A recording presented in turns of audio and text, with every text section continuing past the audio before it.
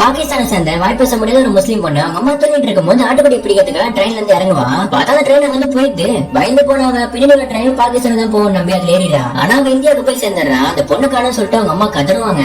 இந்தியால ஹீரோ சாப்பிடுறதே இந்த பொண்ணு பசியோட பாத்துட்டு இருப்பா.